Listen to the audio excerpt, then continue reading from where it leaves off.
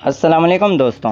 دنیا کی تاریخ میں کچھ لوگ ایسے گزرے ہیں جنہوں نے صرف اپنی زندگی نہیں گزاری بلکہ پوری انسانیت کو یہ سکھایا ہے کہ ظلم کے سامنے کھڑے ہونے کے لیے صرف طاقت نہیں بلکہ حوصلہ، صبر اور ایک مضبوط نظریہ بھی ضروری ہوتا ہے۔ کچھ لوگ تخت پر بیٹھ کر تاریخ بناتے ہیں اور کچھ لوگ جیل کی سلاخوں کے پیچھے رہ کر دنیا کی تقدیر کو بدل دیتے ہیں۔ نیلسن منڈیلا بھی ایک ایسے ہی عظیم انسان تھے جنہوں نے اپنی زندگی کا تقریباً 27 سال سے زیادہ عرصہ جیل میں گزارا، لیکن جب باہر آئے تو بدلے کی آگ لے کر نہیں بلکہ امن اور مفاہمت کا پیغام لے کر آئے۔ نیلسن منڈیلا کا اصل نام نیلسن روہیلا منڈیلا تھا۔ وہ 18 جولائی 1918 کو جنوبی افریقہ کے ایک چھوٹے سے گاؤں موویزو میں پیدا ہوئے۔ ان کا تعلق تھیمبو قبیلے کے ایک شاہی خاندان سے تھا۔ ان کے والد ایک مقامی سردار اور قبائلی مشیر تھے۔ بچپن سے ہی منڈیلا نے اپنے معاشرے میں روایتی نظام، قبائلی زندگی اور لوگوں کے مسائل کو بہت قریب سے دیکھا۔ کہا جاتا ہے کہ ان کا اصل نام روہیلا کا تھا، جس کا مطلب تقریباً درخت کی شاخ کھینچنے والا، یا عام زبان میں ایک شرارتی بچہ بھی لیا جاتا ہے۔ بعد میں اسکول میں ان کی ایک استاد نے انہیں نیلسن کا نام دیا۔ اس زمانے میں جنوبی افریقہ میں افریقی بچوں کو اکثر یورپی نام دیے جاتے تھے اور یہی نام آگے چل کر پوری دنیا میں مشہور ہوا۔ منڈیلا کا بچپن اس دور میں گزرا جب جنوبی افریقہ میں سفید فام اقلیت کا سیاسی اور معاشرتی کنٹرول تھا۔ ملک میں سیاہ فام اکثریت موجود تھی، لیکن انہیں اپنی ہی ملک میں برابر کے حقوق حاصل نہیں تھے۔ سیاہ فام لوگوں کے لیے الگ علاقے، الگ اسکول، الگ سہولیات اور الگ قوانین تھے۔ انہیں ووٹ دینے کا حق نہیں تھا اور حکومت کے فیصلوں میں ان کی کوئی حقیقی نمائندگی بھی نہیں تھی۔ منڈیلا نے تعلیم حاصل کی اور بعد میں قانون پڑھنے کے لیے فورٹ ہیئر یونیورسٹی اور پھر یونیورسٹی آف دی واٹ وائسرینڈ میں تعلیم حاصل کی۔ قانون کی تعلیم نے ان کی سوچ کو مزید مضبوط کیا۔ وہ سمجھنے لگے اگر قانون ہی ناانصافی کا ذریعہ بن جائے تو پھر مظلوم انسان کے پاس اپنے حق کے لیے جدوجہد کے سوا کوئی راستہ نہیں رہتا۔ 1944 میں نیلسن منڈیلا نے افریقن نیشنل کانگریس یعنی ANC میں شمولیت اختیار کی۔ اس دور میں انہوں نے نوجوانوں کی ایک تنظیم بنانے میں اہم کردار ادا کیا۔ ان کا مقصد یہ تھا کہ نوجوان سیاہ فام افراد اپنے حقوق کے لیے منظم ہوں اور خاموش رہنے کے بجائے ظلم کے خلاف آواز بلند کریں۔ منڈیلا ایک بہترین مقرر تھے۔ وہ لوگوں سے ایسی زبان میں بات کرتے تھے جو سیدھا دل پر اثر کرتی تھی۔ وہ کہتے تھے کہ آزادی کسی ایک نسل، ایک رنگ یا ایک طبقے کا حق نہیں بلکہ ہر انسان کا بنیادی حق ہے۔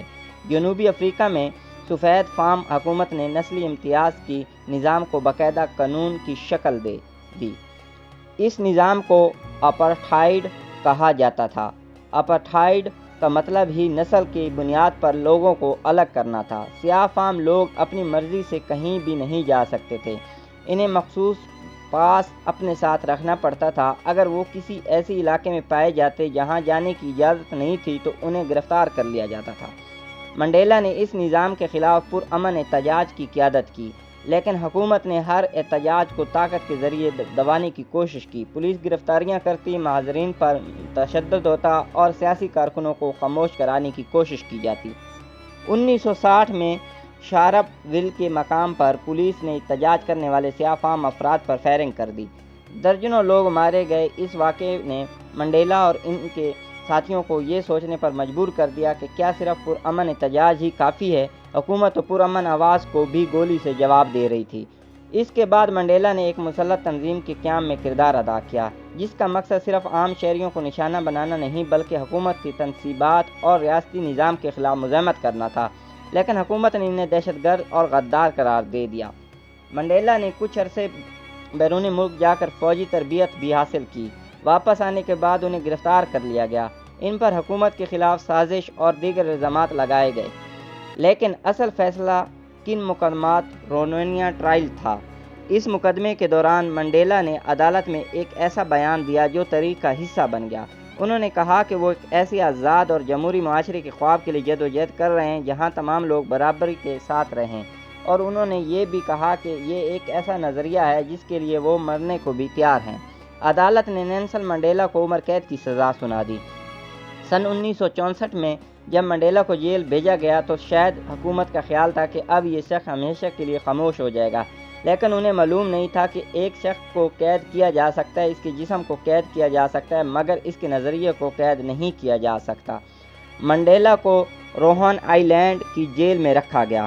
یہ جیل سمندر کے بیچ ایک جزیرے پر واقع تھی۔ منڈیلا کو ایک چھوٹی سی کوٹری میں رکھا گیا۔ ان کے پاس سونے کے لیے معمولی سی جگہ تھی اور جیل کے قوانین انتہائی سخت تھے۔ جیل میں انہیں پتھر توڑنے کی اور سخت مشقت کے کام کروانے کی جاتے تھے۔ کئی سال تک انہیں اپنے خاندان سے دور رکھا گیا۔ ان کی والدہ کا انتقال ہوا لیکن وہ ان کے آخری رسومات میں شرکت نہیں کر سکے۔ ان کے بیٹے کی موت ہوئی مگر وہ اپنے بیٹے کے جنازے میں بھی شریک نہ ہو سکے۔ سوچئے کہ ایسا انسان جس نے اپنی زندگی بہترین سال جیل میں گزارے ہوں، اپنے گھر والوں سے دور رہا ہو، اپنی ماں باپ بیٹے کو آخری بار دیکھنے کے موقع نہ ملے، وہ جب آزاد ہوا تو اس کے دل میں کتنا غصہ ہوگا۔ لیکن نیلسن منڈیلا کی اصل عظمت یہی تھی، جیل میں منڈیلا نے اپنی جدوجہد ختم نہیں کی۔ وہ دوسرے قیدیوں کو تعلیم دیتے، ان کے حوصلے بلند کرتے اور جیل کے اندر بھی ایک منظم رہنما کی حیثیت موجود رہے۔ وہ جیل کے محافظوں سے بھی بات کرتے، انہیں سمجھنے کی کوشش کرتے۔ ان کا ماننا تھا کہ دشمن کو سمجھنا بھی جدوجہد ایک اہم حصہ ہے۔ وقت گزرتا گیا، دنیا میں اپارٹھائیڈ کے خلاف آواز بلند ہونے لگی۔ مختلف ممالک نے جنوبی افریقہ پر دباؤ ڈالنا شروع کیا۔ نیلسن منڈیلا دنیا بھر میں آزادی کی علامت بن گئے، لیکن جنوبی افریقہ کی حکومت انہیں رہا کرنے کے لیے تیار نہیں تھی۔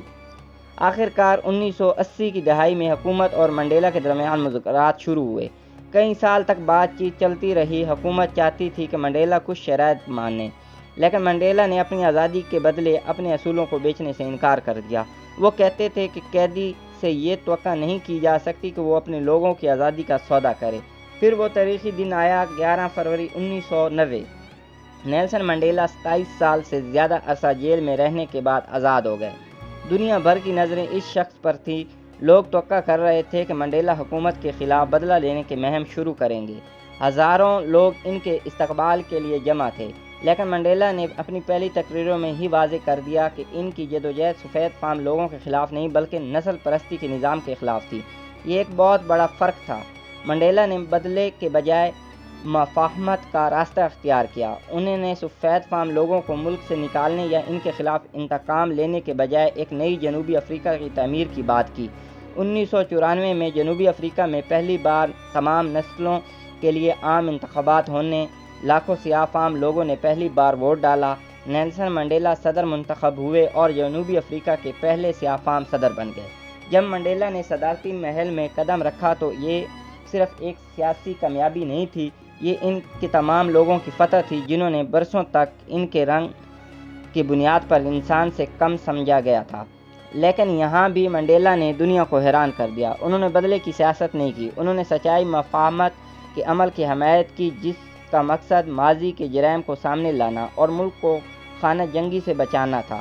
منڈیلا جانتے تھے کہ آج جنوبی افریقہ ماضی کے ظلم کا جواب صرف انتقام سے دیا تو ملک کبھی امن حاصل نہیں کر سکے گا۔ ایک مشہور واقعہ ہے کہ منڈیلا نے رگبی کے کھیل کو بھی قومی اتحاد کے لیے استعمال کیا۔ رگبی سفید فام جنوبی افریقیوں میں بہت مقبول تھا، جبکہ سیاہ فام لوگ اسے سفید فام حکومت کی علامت سمجھتے تھے۔ لیکن منڈیلا نے قومی ٹیم کی حمایت کی اور اس کے ذریعے لوگوں کو ایک دوسرے کے قریب لانے کی کوشش کی۔ یہی منڈیلا کی سیاست تھی، وہ دشمن کو ختم کرنے کے بجائے دشمن ختم کرنا چاہتے تھے۔ نیلسن منڈیلا نے صرف ایک مدت تک صدر رہنے کے بعد اقتدار چھوڑ دیا۔